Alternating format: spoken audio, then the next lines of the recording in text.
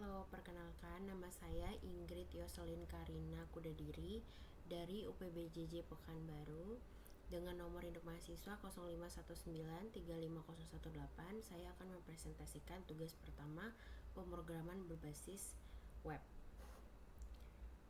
Pada kali ini sesuai dengan tugasnya kita akan membuat sebuah website menggunakan HTML, CSS, dan JavaScript DOM.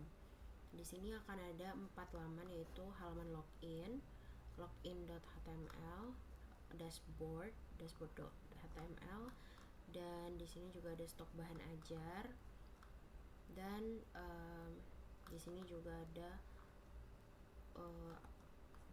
juga ada yang dinamakan tracking.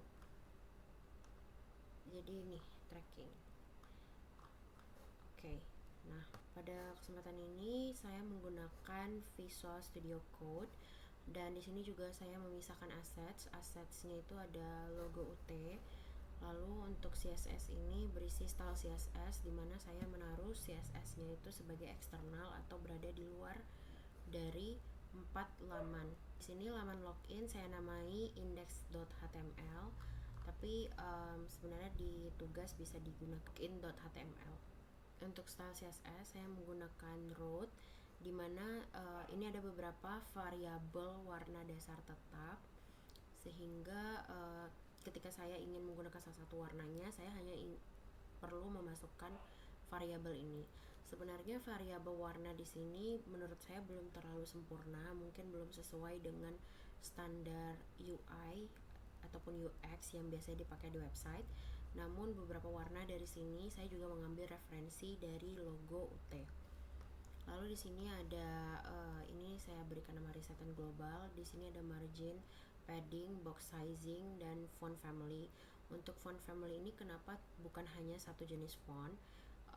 Berdasarkan yang saya pelajari, kenapa kita harus menggunakan font family itu adalah agar websitenya aman, sehingga website kita memiliki beberapa opsi font yang bisa digunakan dan terlihat lebih bagus. Untuk padding dan margin ini sebenarnya sesuai dengan selera dan juga sesuai dengan kebutuhan dari sebuah website. Untuk body, seperti yang diajarkan sebelumnya di HTML, body ini adalah bagian tengah di HTML, dan karena ini style CSS, jadi di sini isinya hanyalah pengaturan stylenya saja, seperti contohnya bisa height atau tinggi. Dan ini kenapa minimal height? Karena bentuk dari device yang kita gunakan untuk membuka sebuah website itu beda-beda. Jadi kalau ada minimal height itu sebuah sistem itu hanya perlu menamai minimal gitu, hanya perlu menggunakan minimal. Dan di sini background, di sini saya mencoba menggunakan gradient, linear gradient. Jadi itu bentuknya nanti ada garis gradientnya. Dan ya di sini ada background,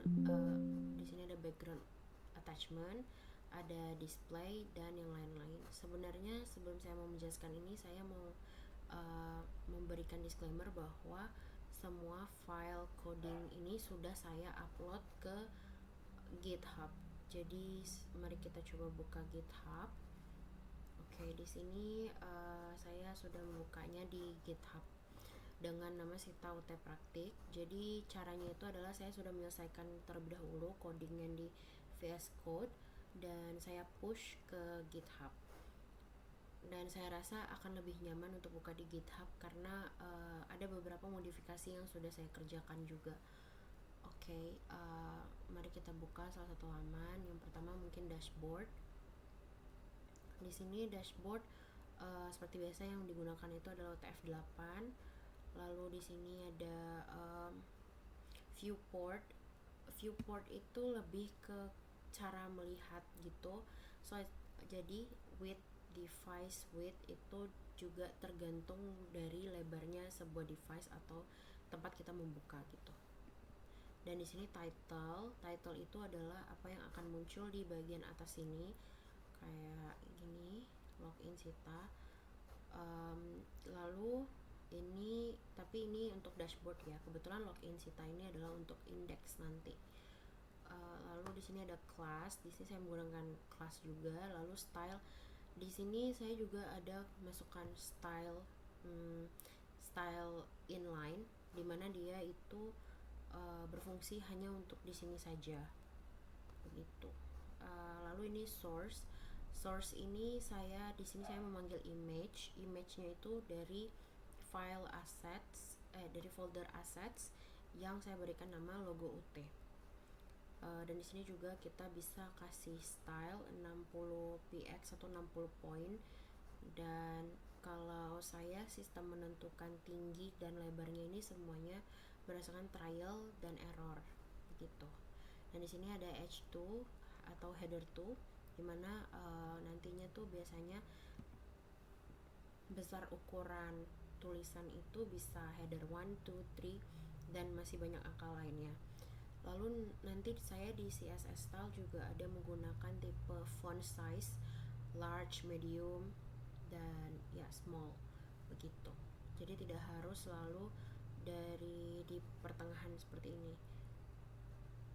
Lalu di sini ada class menu grid. Ini menu grid itu adalah kotak-kotak untuk logo, kotak-kotak untuk melambangkan contohnya stok bahan ajar, lacak pengiriman, profil saya, dan histori transaksi. Kebetulan di sini profil saya dan histori transaksi tidak memiliki isi, jadi saya tidak ada mengerjakan laman tersebut.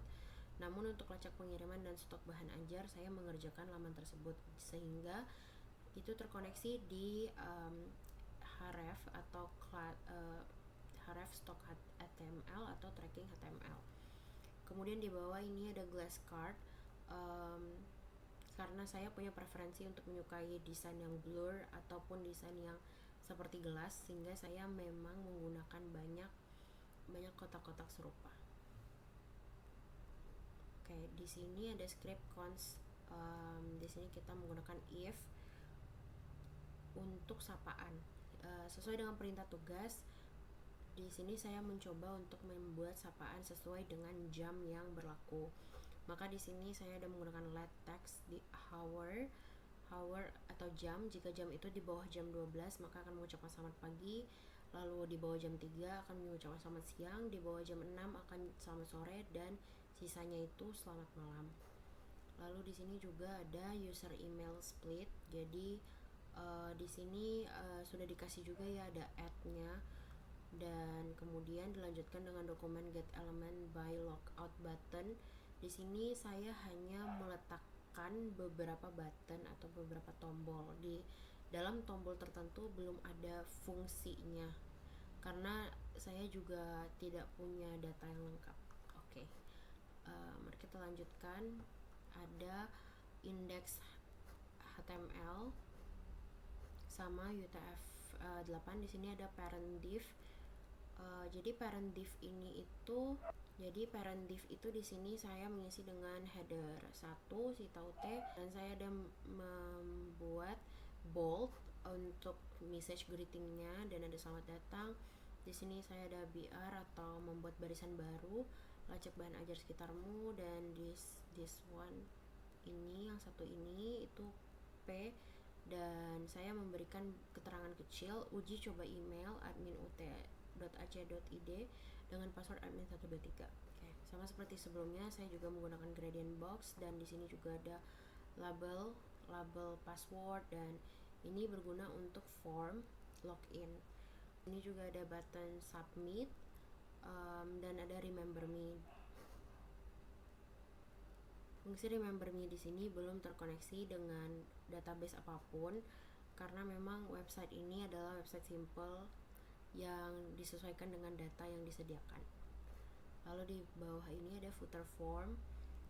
Kemudian di sini ada script yang terhubung dengan file JS atau data JS, di mana data user dan data tracking maupun stok terletak di data JS. Di sini ada beberapa function, di mana kalau ada konstanta login form, maka dokumen yang diambil itu ya dari login form dan akan diisi dengan email input, password input, remember check, cancel button, greeting, dan lain-lain.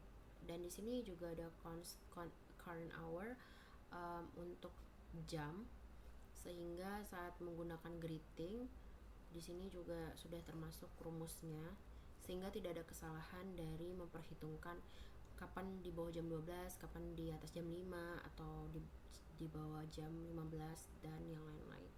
Lalu di sini ada function load remember email. Itu gunanya sebenarnya untuk email yang sudah diingat atau sudah disimpan oleh website. Lalu di bawahnya ada function handle remember on success email. Ini untuk mengingat email juga, tapi kondisinya itu adalah email yang sudah sukses dan masuk. Di sini juga mungkin ada yang untuk remove atau menghapus email yang sudah tersimpan di dalam. Kemudian di sini ada if juga. Jika email kosong, maka akan ada perintah untuk mengisi email, atau jika password kosong, ada perintah untuk mengisi email. Dan ya, seperti itu. Dikarenakan waktu yang terbatas, maka saya akan mulai mencontohkan website saya. Di sini website saya masih banyak kekurangan dan saya menggunakan Netlify untuk deploy, dan di sini saya sudah deploy sebelumnya. Oke, jadi saya hanya perlu menekan Open Production Deploy karena Netlify saya sudah terhubung dengan GitHub, dan GitHub saya sudah terhubung dengan Visual Studio Code saya. Oke, di sini saya ada websitenya, dan di sini itu adalah Glassbox yang ada blurnya juga. Di sini kita hanya memasukkan admin ut.ac.id, lalu masukkan password admin 123. Kemudian masuk. Di sini ada notifikasi bahwa login berhasil. Begitu. Dan di sini oke. Dan di sini ada sapaan juga. Lalu di sini ada stok bahan ajar, bisa dibuka, dan di sini ada gambarnya langsung muncul, dan ada edisinya, ada jenis BMP juga, dan ada judulnya. Status stoknya di sini. Lalu di sini kembali ada lacak pengiriman juga.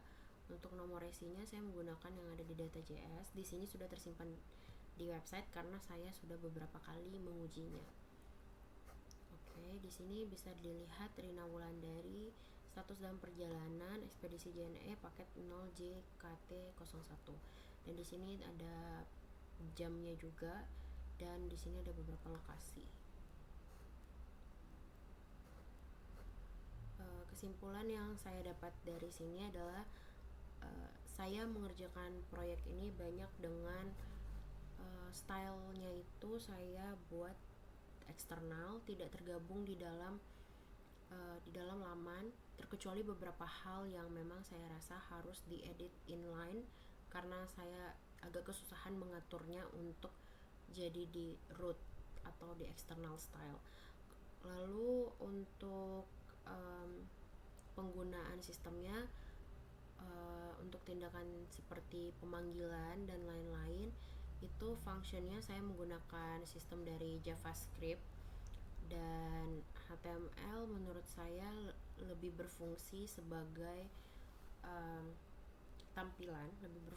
tampilan website dan sistem website itu sendiri. Tapi untuk menghubungkan antar aksi yang akan dilakukan di dalam website, kebanyakan itu menggunakan Java.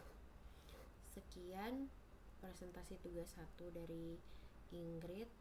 Bila ada salah mohon dimaafkan dan mohon bimbingannya. Terima kasih.